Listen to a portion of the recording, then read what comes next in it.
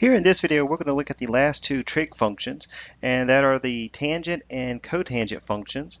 And the first one, the tangent function, the abbreviation here is going to be TAN.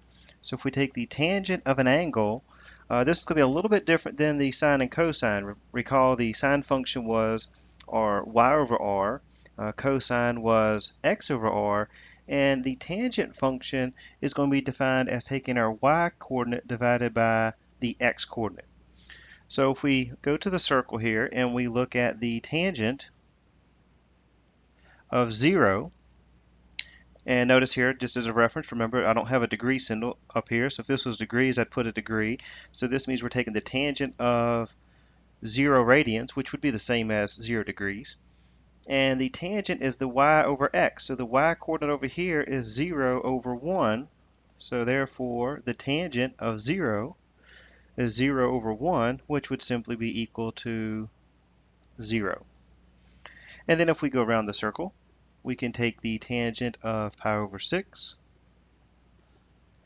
And if we look here, the y coordinate is 1/2. The x is square root of 3 over 2. So therefore, we would take 1/2 divided by the square root of 3 over 2. And keep in mind, if we're dividing fractions, we're going to multiply by the reciprocal. So that would be 2 over the square root of 3. And here we can multiply and the 2's would cancel out. And then we would be equal to 1 over the square root of 3. And just like before, once again here, we would multiply by the square root of 3 to rationalize so that we can get the square root off the bottom. So we would there have the square root of 3 over 3.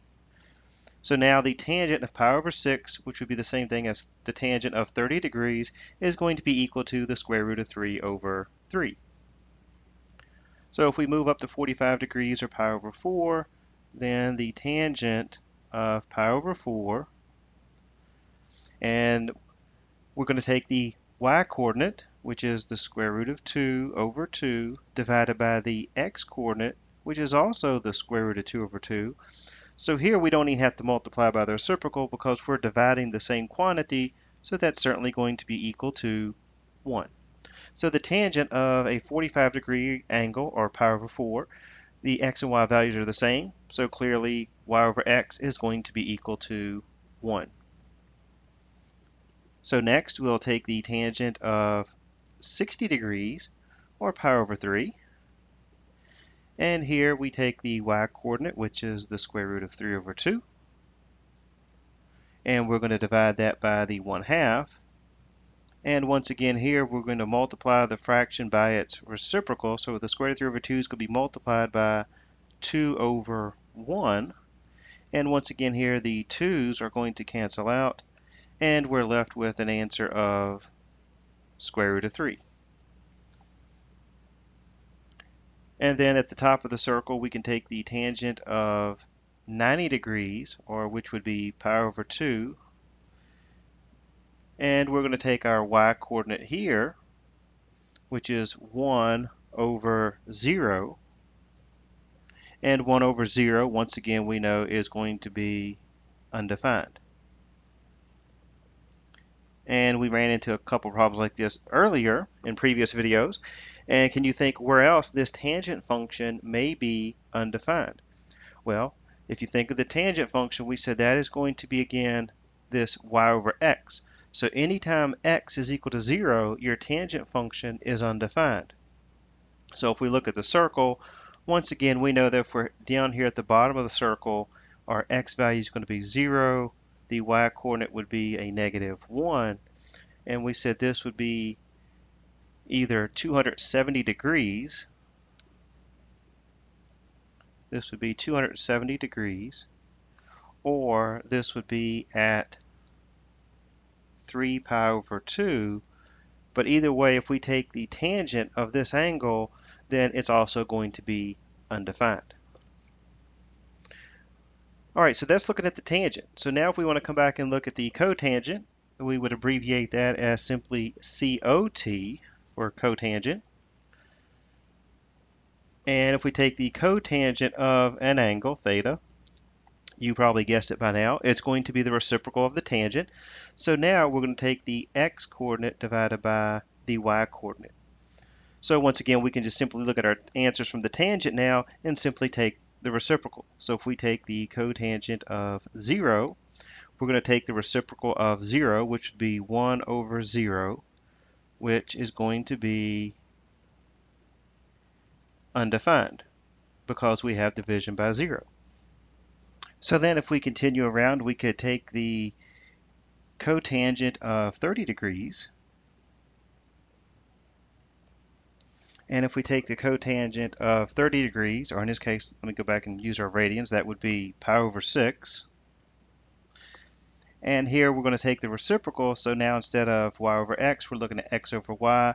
So we could look over here and say that's going to be the square root of 3 over 2 divided by 1/2, okay? Or we could simply do what? Well, we could simply just go over here where we had pi over 6. We know that that's going to be, there's a couple ways we can do this. We could see it's going to be 1 over the square root of 3. Right? If we look over here, if we take the reciprocal, we came up with 1 over square root of 3, the answer is going to be the square root of 3. So let me go ahead and go through the steps. If we take the x-coordinate, which would be the square root of 3 over 2, once again, we would divide this by 1/2. So that means we're going to multiply by the reciprocal, which would be 2 over 1. The 2's are going to cancel, so we'll be left with the square root of 3. So that's why over here we could simply use this part and say, well, the tangent of pi over 6 we came up with at this step of the problem, 1 over the square root of 3. So if we take the reciprocal here, we're going to actually rationalize the fraction at the same time, so therefore we end up with the square root of 3. And then we move up to the cotangent of pi over 4. And once again here, this is going to work very nicely because we know the tangent was square root of 2 over 2, square root of 2 over 2. X and y are the same, so once again, the answer is going to be 1. All right, next we take the cotangent of pi over 3. And if you notice here, what's going to happen? Well, we're going to take x over y, so again, the reciprocal here of pi over 3, let's see, this is, let me kind of match this up a little bit. This is down here with the tangent. This goes with pi over 4. So with the cotangent of pi over 3 here, we're looking at the reciprocal of the square root of 3. So if we were to do that, we would end up with 1 over the square root of 3. And then, of course, we could rationalize this. And we would end up with the square root of 3 over 3. And then, of course, to the top of the circle, up here to pi over 2, if we take the cotangent of pi over 2, realize now that our x-coordinate is 0, the y is 1, so we would have 0 over 1, which is equal to 0. Now, I want to point out a few things here that you may have noticed, and that is if we look closely at, in particular, the tangent of pi over 6, where here we had the tangent of pi over 6 and the cotangent of pi over 3. If we look at over here the pi over 6 and we look at pi over 3, notice if we look here at the x and y coordinates closely,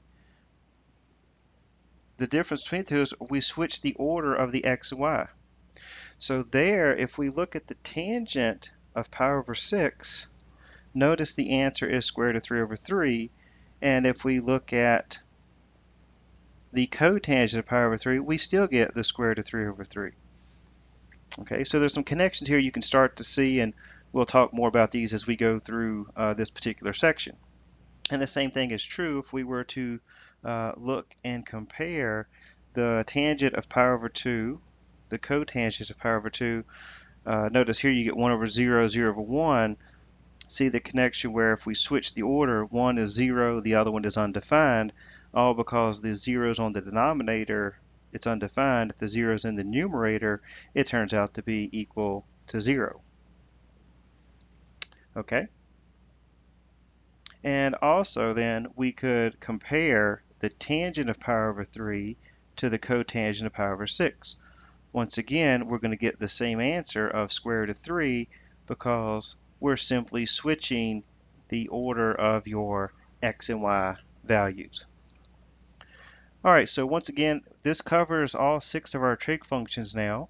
The first one, remember, we talked about our sine function and the cosecant, and then we said the sine function was going to be equal to y over r, and then we looked at cosecant, which is the reciprocal r over y. Cosine is our x over r, and then the reciprocal, the secant, would be r over x. And now we're looking at the tangent, which is simply y over x, and the cotangent, which is the reciprocal, would be x over y. Once again, these 6 trig functions you need to commit to memory, and the more examples you practice, the easier you're going to memorize each one of these 6 trig functions.